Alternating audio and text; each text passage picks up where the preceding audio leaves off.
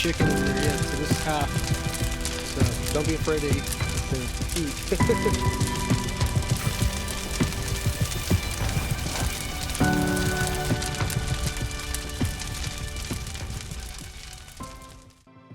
There are times where I'll be out there and I won't catch really anything, but that doesn't really matter. The time that I spend with my fellow veterans, being able to communicate with them, talk about what's on my mind, what's been bothering me, that right there is more valuable than any fish that I could catch. Being able to actually just swing that pole back and forth, laughing, someone falls in the water. Hey, it happens. But you know what? We got to enjoy that experience, and we all laughed. Being able to have a meal, being able to say, hey, how's the wife? How's the kids? You know, have you been working through that issue you've been working with? How's, you know, how are those thoughts still bothering you? That kind of thing right there, that really can help, being able to talk with someone. So regardless if you catch a fish or not, being able to actually just be there to talk to someone, to have someone talk to you, that right there is worth more than any fish on a line. My name is Daniel Bennett. I did 8 years active duty, United States Navy, nuclear submarines. I was at 3 different commands: USS Nebraska, USS Alabama, USS Seawolf. The most notable places that I've been to would be the North Pole, Norway, Scotland, and a few other places that I cannot disclose.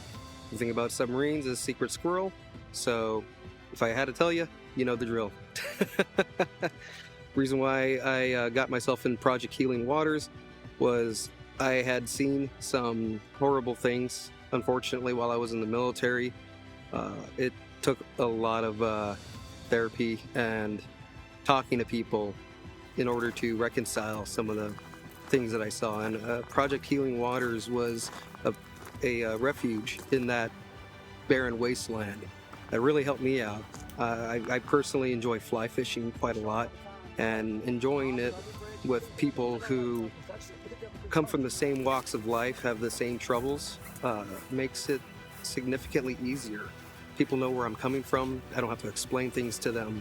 They know why I do the things I do, why I say the things I do, and I don't have to really worry about the complications that I would with a regular civilian. And I had more time, wasn't in the military anymore, so I could dedicate time to the craft. And it just kind of went from there. The more I did fly fishing, the more fun it became. And I still remember the first time I caught my first salmon on a fly. It was absolutely riveting. The experience is so much more different than a regular traditional gear pull. So I was hooked. Project Healing Waters, JVLM, has provided me community. It's hard to find people who understand the walks of life you come from. Being in the military has a certain kind of mentality that a lot of people don't understand. And that Project Healing Waters caters to that mentality, so we could be a little bit more community-wise, or have a better community. I would tell veterans who are struggling with their emotions, with their demons, their nightmares, especially if you've seen combat or if you've seen traumatic things, that Project Healing Waters offers some form of therapeutic intervention, not in a way that you would be going to like VA mental health, but in a nice, natural, open, safe environment amongst those peers who understand what you've been through and who can actually talk to you because they've been there, they've walked that walk, so they could talk the talk. Fishing with fellow veterans seems to be a whole lot more fun. The jokes, people get the jokes. If I crack certain jokes about, like, let's say reveille, or if I yell hydrate, a civilian won't understand that. Veterans will. If we make a canteen joke, they're not going to understand these kinds of things. So having that sense of close community, and as I've said again, talking about having people who understand where you come from, that definitely gives you a better sense of place. The feeling of helping a veteran catch a fish is really is a wholesome experience.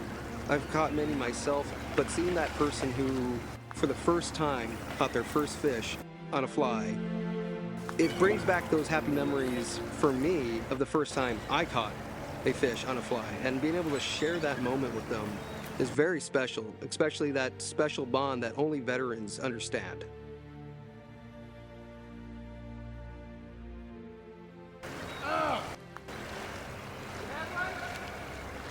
Got one. So the way that I catch chum is I have my own custom-made lures. I take 3 beads of hot glue that are glittery and put some red accents on them. Usually I'll have some feathers on there, but this guy right here, he's seen a little bit of action. Those feathers have been a little bit chewed off, but you know what? It doesn't quite matter. They'll still take it. I'm used to more rivers like this over here that you could cast across with relative ease, and the water will swing the line down in the water column. And those fish, like the chum, because they're especially aggressive, will see that little leg and they will literally go out of their way to bite it. And you could tell just as soon as you get one of those things, you'll feel that head shake and that explosion that you feel when they bust out of the water. It is just, there is nothing else that could describe just that feeling.